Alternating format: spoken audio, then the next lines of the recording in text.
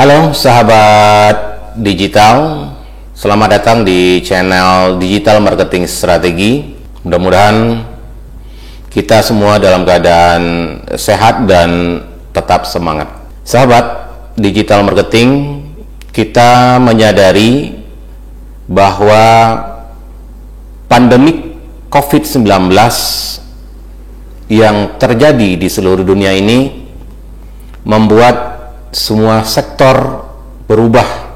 Kita lihat banyak saudara-saudara kita yang berhenti bekerja, di PHK, dan juga banyak juga teman-teman dan sahabat-sahabat kita yang menutup usahanya, menutup perusahaannya karena tidak sanggup untuk melanjutkan kegiatan di masa pandemik ini. Saya melihat salah satu sektor atau bidang yang malah dengan terjadinya pandemik, kegiatan itu malah semakin meningkat. Bidang usaha itu adalah, bidang kegiatan itu adalah digital marketing. Apa itu digital marketing? Digital marketing adalah strategi memasarkan, strategi menjual produk atau jasa menggunakan media digital atau media internet. Memasarkan, menjual menggunakan website, blog, email, dan sosial media, baik itu dari Facebook, Instagram, TikTok, dan lain-lain. Nah, ini yang dikatakan digital marketing, dan saat ini kegiatan tersebut malah semakin meningkat. Sahabat digital, mungkin ada dari teman-teman yang sudah memulai usaha secara digital, sudah memulai sebulan, 2 bulan, ternyata tidak ada perkembangan dan mengakhiri kegiatan digitalnya. Ataupun ada dari teman-teman yang ingin melaksanakan kegiatan atau bisnis secara digital, namun masih terkendala kebingungan, bingung mulai dari mana, apa yang harus dipersiapkan. Nah, dengan permasalahan-permasalahan yang terjadi, digital marketing strategi mencoba untuk mengupas secara mendalam apa yang harus kita bagaimana kita harus memulai bisnis secara digital. Pada sesi ini saya akan mencoba untuk menjelaskan tentang materi pertama, atau apa yang pertama yang harus kita perhatikan, ya, kita kuasai, yaitu adalah product knowledge, ilmu tentang produk yang kita jual atau yang kita pasarkan. Saya mengambil contoh sebuah produk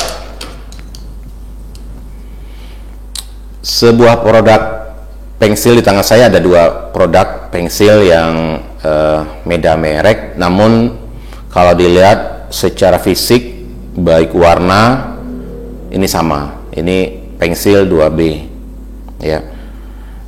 Namun bedanya adalah ini produk J ini dijual seharga 1.000, produk J. Produk F dijual 5.000 satu piece-nya.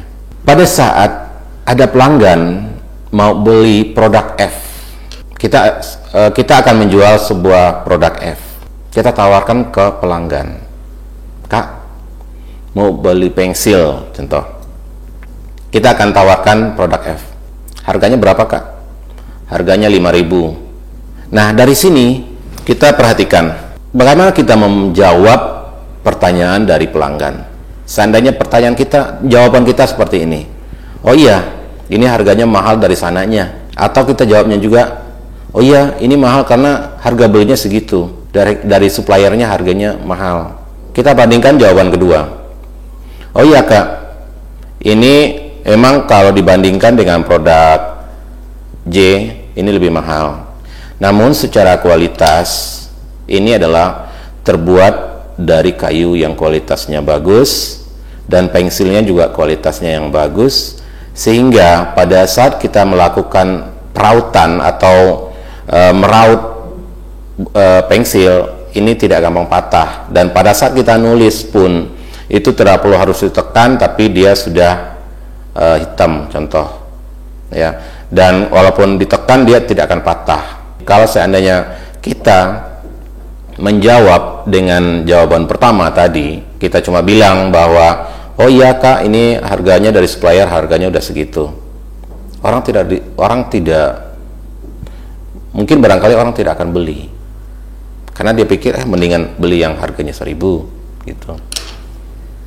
Namun kalau kita jelaskan ya bahwa ini secara kualitas, secara nanti kalau seandainya dia memang dia tidak gampang patah, ya ini awet, orang akan beli. Oh ya udah cukup ini aja, beli satu dan awet.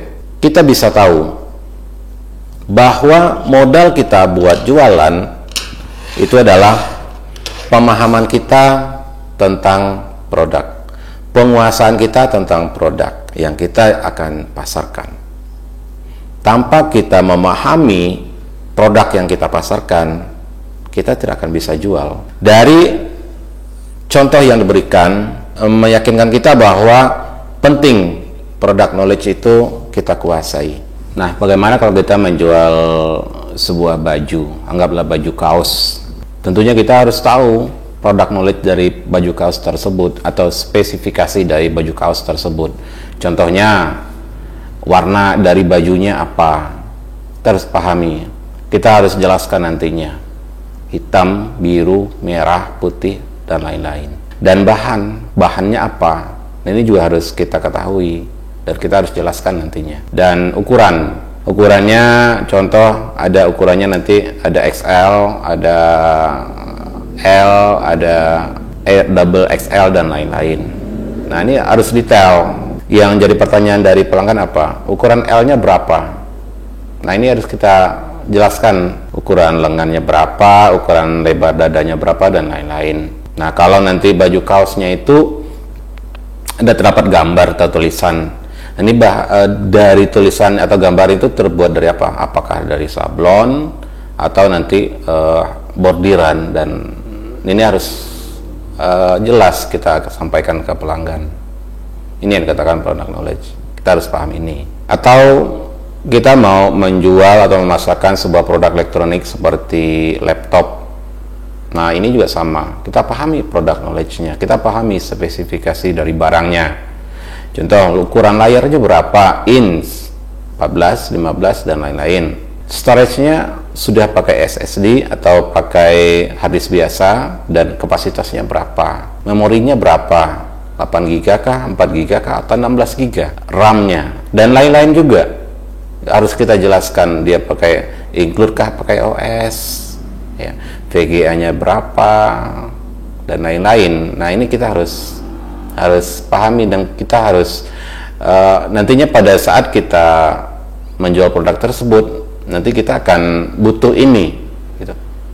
Pada saat kita membuat konten, nah ini kita akan lampirkan di pembuatan konten kita gitu, pembuatan gambar dan lain-lainnya. Bagaimana kalau kita menjual sebuah produk, taruhlah jamu.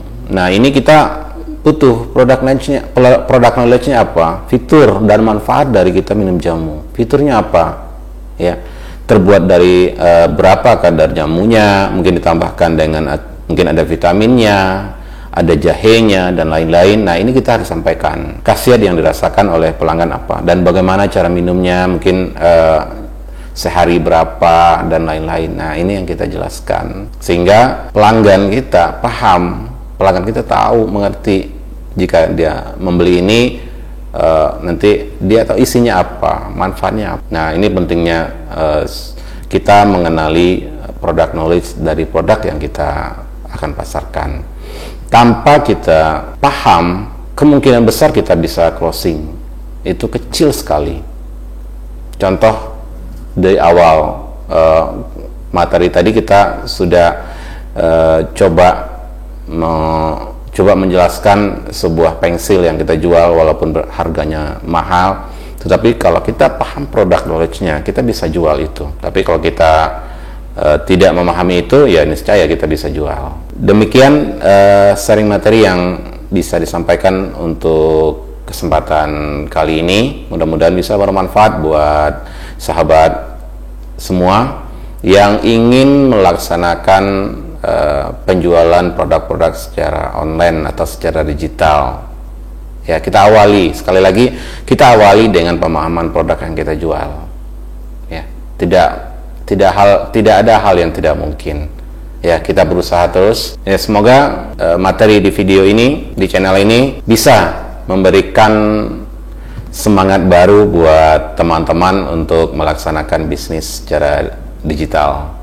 Saya selalu doakan semoga keberhasilan, semoga usaha yang dilakukan oleh teman-teman semua itu bisa meningkat dengan cepat, ya, goalnya tercapai dengan cepat. Terakhir, jangan lupa subscribe, ya, like, komen di bawah ini.